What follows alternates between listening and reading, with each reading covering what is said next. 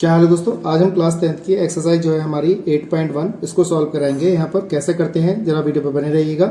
आज हम यहाँ पे आपको करा रहे हैं ट्रिग्नोमेट्री का परिचय। तो ट्रिग्नोमेट्री के बारे में यहाँ पे जानकारी देंगे, सारे सूत्र वगैरह यहाँ पर हैं, फिर 8.1 को सॉल्व करेंगे। ठीक है दोस्तों, तो देरी ना करते हुए स्टार्ट करते हैं। आप मुझे जानते हैं, मेरा नाम है साकेत, तो आप देख रहे हैं मेरे चैनल साकेत वाला मैथ। चलिए शुरू करते हैं। त्रिकोणमिति का परिचय यानी कि इंट्रोडक्शन बाय, इसमें ले रखा है ट्रिग्नोमेट्री।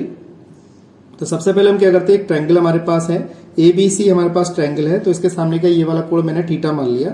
अगर हमारे पास ये थीटा है तो आपको एक बात ध्यान रखनी है, इस ट्रायंगल में हमारे पास ये भुजा लंब है, ये हमारा कर्ण है और ये क्या हमारा आधार है। तो इस कोण के सामने की भुजा हमेशा लंब होती है, ये बात आपको ध्यान में रखनी है। इस कोण के सामने की भुजा क्या होगी, ये लंब होगी, ये कर्ण होगी और ये आधार होगी। अब आपके मन में क्वेश्चन चल रहा होगा, अगर यहाँ पे ये वाला कोण अगर हमारा थीटा हो जाए तो इसके सामने का फिर ये जो आधार है लंब बन जाएगा और फिर ये लंब जो है वो आधार बन जाएगा इस कोण के लिए। तो ये बात ध्यान रखनी है, इस वाले एंगल के लिए ये वाला लंब होगा, इस वाले एंगल के लिए ये वाला लंब होगा। ठीक है दोस्तों, ये बात ध्यान रखनी है। और दोनों में कर्ण हमारा सेम रहेगा, चाहे इस एंगल की बात करें चाहे इस एंगल की बात करें। ठीक है, उसके बाद हमें आपको अच्छी तरह याद होना चाहिए, ये मैंने आपको बताना है कि ये हमारा क्या है, लंब है, ये कर्ण है और ये क्या है, आधार है। इसके आधार पे अगर हम देखें तो पाइथागोरस प्रमेय हमारे पास होती है क्या, कर्ण का वर्ग बराबर लंब का वर्ग प्लस आधार का वर्ग, यानी कि कर्ण का वर्ग होता है बराबर लंब का वर्ग प्लस आधार का वर्ग होता है। तो भुजा इसमें कौन सी दे रखी है, AC दे रखी है। तो AC हमारा क्या है, कर्ण है, कर्ण का वर्ग AC स्क्वायर लिखा है, लंब यानी कि BC स्क्वायर लिखा है और आधार जो है हमारे पास AC स्क्वायर यहाँ पे लिखा हुआ है। आधार जो है हमारा क्या लिखा है, AB स्क्वायर लिखा हुआ है। तो हमारे पास पाइथागोरस प्रमेय है। अब सभी भुजाओं के जो त्रिकोणमिति हमारे 6 कांस्टेंट होते हैं, 6 अनुपात होते हैं ट्रिग्नोमेट्री के। उसमें हमारे पास सबसे पहला होता है साइन, दूसरा होता है कॉस, तीसरा होता है टेन, चौथा होता है कॉट, पांचवा होता है सेक थीटा और ये होता है हमारा कोसेक थीटा। तो इनमें सभी भुजाओं में थोड़ा बहुत कुछ ना कुछ अनुपात होता है। तो कैसे करते हैं देखिएगा। तो उसके लिए आपको क्या करना है, साइन थीटा बराबर लाल बटे कर्ण, यहाँ पे लिखा है लंब बटे कर्ण। तो L4 क्या होता है, लंब, यहाँ पे लंब लिखा है और यहाँ पे क्या होता है, K4 क्या होता है, कर्ण। तो साइन थीटा बराबर लंब बटे कर्ण होता है। ऐसे कॉस थीटा बराबर आधार बटे कर्ण होता है, तो आधार बटे कर्ण। तो आधार हमारा ये होगा, कर्ण ये होगा, ये बात ध्यान रखनी है। इसके बाद हमारा टेन थीटा होता है, टेन थीटा होता है लंब बटे आधार, तो लंब ये होगा, आधार ये होगा। ऐसे कॉट थीटा हमारे पास क्या होगा, आधार बटे लंब, तो आधार ये होगा, लंब ये होगा। तो यहाँ पे लिख देंगे इस, ये जो कॉट का उल्टा जो होता है वो टेन का उल्टा जो होता है कॉट होता है, कॉट का उल्टा टेन होता है। तो जो हमारा जैसे लंब बटे आधार है तो वहां पे आधार बटे लंब लिखेंगे। सेक थीटा जो होता है वो कॉस का उल्टा होता है, तो इसको लिखेंगे कर्ण बटे आधार, और कोसेक थीटा होता है कर्ण बटे लंब, इस टाइप से लिखेंगे। इन सभी को याद करने का तरीका हमारा होता है, एक फॉर्मूला होता है LAL/KKA। तो अगर इस साइड से इस साइड पे चलेंगे तो साइन थीटा अपॉन कॉस ये हो जाएगा। साइन की वैल्यू जो होगी हमारे पास लंब बटे कर्ण होगी, कॉस की जो संख्या होगी वो आधार बटे कर्ण होगी और टेन की जो संख्या होगी लंब बटे आधार होगी। इसी प्रकार से अगर देखा जाए तो कॉट के आधार से, जैसे अब यहाँ पे टेन पे चले हम, साइन कॉस टेन, और कॉट के आधार से चलेंगे तो कॉट जो होगा वो आधार बटे लंब होगा, सेक जो होगा कर्ण बटे आधार होगा और कोसेक जो होगा कर्ण बटे लंब होगा। तो हमें आपको ये सूत्र याद करना है, अच्छी तरह आप इसको याद कर सकते हैं। इसी क्रम में अगले सूत्र पे चलते हैं, देखिएगा। इसी क्रम में देखे जाए ट्रिग्नोमेट्री के अनुपातों में पारस्परिक संबंध और भी होता है, तो उसके बारे में आपको देखिए, ये फॉर्मूले सारे जानकारी होनी चाहिए। जैसे साइन थीटा का उल्टा जो होता है 1 कोसेक थीटा होता है, इसी प्रकार से कोसेक थीटा को भी हम क्या कर सकते हैं, साइन के पदों में उल्टा करके लिख सकते हैं। जैसे साइन का उल्टा कोसेक हो गया, ऐसे कोसेक का उल्टा क्या होता है, साइन होता है। ठीक है, इसी प्रकार से कॉस का उल्टा सेक होता है तो सेक का उल्टा कॉस हो जाएगा। ठीक, अगला फॉर्मूला टेन के पदों में साइन, यहाँ पे लिखा है टेन थीटा बराबर sine theta upon cos theta होता है।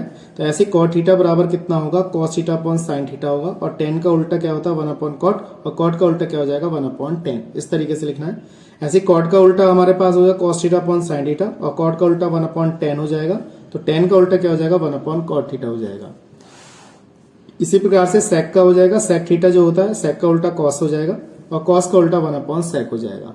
ठीक है, और कोसेक थीटा कितना 1 अपॉन साइन थीटा और साइन थीटा का उल्टा 1 अपॉन कोसेक थीटा। इस तरीके से हम इसको लिख सकते हैं। इसी प्रकार से हमारी जो 3 सर्वसमीका होती हैं, क्या कहते हैं ट्रिग्नोमेट्री की, तो पहली सर्वसमीका होती है sine square theta plus cos square theta बराबर 1 होता है। तो इन पहली सर्वसमीका को हम 2 हिस्सों में तोड़ के लिख सकते हैं। पहली सर्वसमीका साइन स्क्वायर थीटा बराबर होता है 1 माइनस कॉस स्क्वायर थीटा। हम इसको कॉस के पदों में लिख सकते हैं, कॉस स्क्वायर थीटा बराबर 1 माइनस साइन स्क्वायर थीटा। तो पहली सर्वसमीका हो गई। दूसरी सर्व समीकरण को तोड़ के लिख सकते हैं। पहली सर्व समीकरण तो हमारी ये वाली है, दूसरी सर्व समीकरण हमारी है सेक स्क्वायर थीटा माइनस का टेन स्क्वायर थीटा बराबर 1। तो इसको हम जब इसको टेन को उधर ले जाएंगे तो प्लस का हो जाएगा, तो सेक स्क्वायर थीटा बराबर 1 प्लस टेन स्क्वायर थीटा हो जाएगा इस तरीके से। और टेन स्क्वायर थीटा बराबर क्या हो जाएगा, जब सेक को उधर लेके जाएंगे तो सेक स्क्वायर थीटा माइनस 1 हो जाएगा। इस तरीके से लिख सकते हैं दूसरी सर्व समीकरण। तीसरी सर्व समीकरण हमारी होती है कॉसेक स्क्वायर थीटा माइनस के कॉट स्क्वायर थीटा बराबर 1 होता है। तो जब हम इस कॉट को उधर ले जाएंगे तो 1 प्लस कॉट स्क्वायर थीटा हो जाएगा, और कॉट को इधर कॉट की वैल्यू निकालेंगे तो 1 इधर आ जाएगा, तो कॉट स्क्वायर थीटा बराबर कॉसेक स्क्वायर थीटा माइनस 1।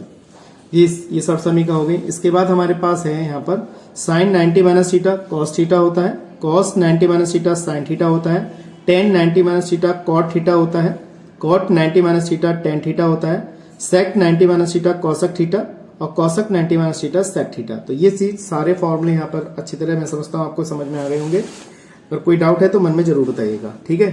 अगला अगर देखें इसमें एक फॉर्मूले और रहेगा टेबल। टेबल आपको अच्छी तरह से याद होनी चाहिए। टेबल हमारे पास ये है। अब जैसे यहाँ पर हमारे पास दिया है तो हमें यहाँ से 90 तक के मान याद होने चाहिए, तो 90 तक के मैंने यहाँ पे टेबल लिखी हुई है। क्योंकि अगर आप जब फर्स्ट ईयर में आएंगे तो फर्स्ट ईयर में आपको इंटर में फर्स्ट ईयर में आप जो पढ़ेंगे वो 180 तक के मान यानी कि 360 तक के मान सारे याद होने चाहिए आपके लिए, ठीक है।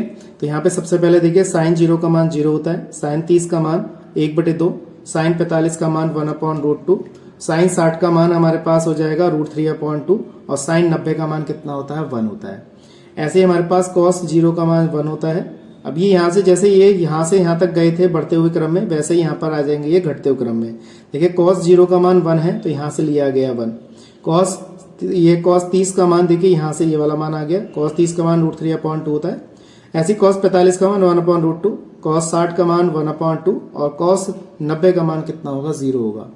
ऐसे टेन 0 का मान 0, टेन 30 का मान 1/√3, टेन 45 का मान 1, टेन 60 का मान √3 और टेन 90 का मान कितना अनंत यानी कि अपरिभाषित। इस तरीके से हम यहाँ पर इसको लिख सकते हैं, इस तरीके से हम इसको लिख सकते हैं। ऐसे कॉट का जो अपरिभाषित होगा यानी कि कॉट 0 का मान अनंत होगा, कॉट 30 का मान √3 होगा, कॉट 45 का मान 1 होगा, कॉट 60 का मान 1/√3 और कॉट 90 का मान कितना 0 होगा।